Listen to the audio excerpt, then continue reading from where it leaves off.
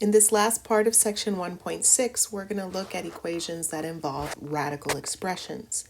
Now, these do take a little bit more time, and you'll have to be patient to make sure that every step is error-free if you want to avoid having to go back to find where you may have taken a wrong turn.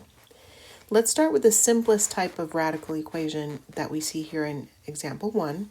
We have that the square root of the quantity 3x minus 2 is equal to 2.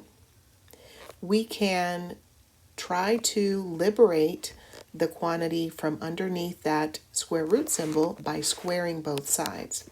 Now, in the process of doing this, we are possibly introducing some values that will disguise themselves as solutions but don't work.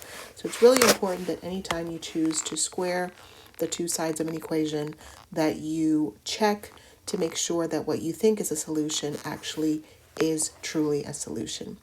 So by squaring the left-hand side, we end up with the quantity 3x minus 2, and by squaring the right-hand side, we end up with 4. Now we add 2 to both sides, so we get that 3x equal to 6, and then dividing both sides by 3, we get that x is equal to 2. Now we'll have to make sure that this indeed works, so we'll have to check. In the original equation, if we substitute 2 for x, we get that the square root of 3 times 2 and then minus 2 should equal 2. Let's make sure that's the case. 3 times 2 is 6. 6 minus 2 is 4. The principal square root of 4 is indeed 2, so that means that 2 is a true solution. For the second example, we'll have a little bit more work. We have that x is equal to the principal square root of x plus 13, and then we'll add 7 to that. Before we can square both sides, we'll want to isolate the radical expression. So we'll start by subtracting 7 from both sides. So we'll say that x minus 7 is equal to the principal square root of x plus 13. Now we'll square both sides so that we can eliminate the radical. On the left-hand side, when we square the binomial x minus 7, we have x squared minus 14x plus 49.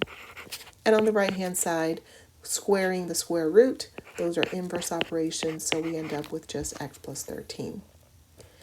Now, it looks like we have a quadratic equation this time, so let's clear the right-hand side and move all the terms to the left. So we'll have x squared minus 15x plus 36 is equal to 0. Luckily, this trinomial is factorable.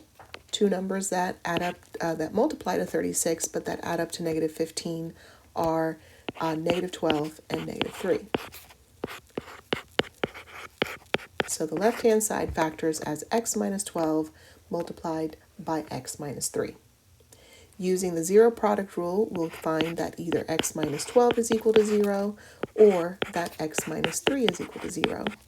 So that means that either x is 12 or that x is 3. Again, we'll want to make sure to check both of these values to see if they indeed are solutions.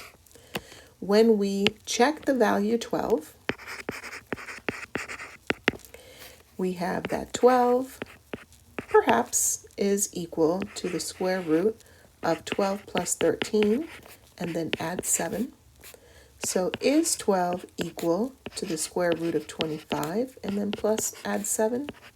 It is, because 12 is indeed equal to 5 plus 7. So that is a true solution. Let's check 3. We have that 3 perhaps is equal to the square root of 3 plus 13 and then adding 7.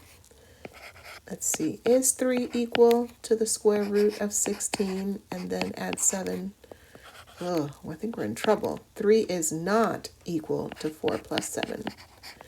That is not a true statement. That means that 3 is not a solution. I think this exemplifies the importance of making sure that you check what you believe to be a solution. Only 12 works in this case. The next example is going to take quite a bit of space because we have two radicals that need to be eliminated, so I'll save that for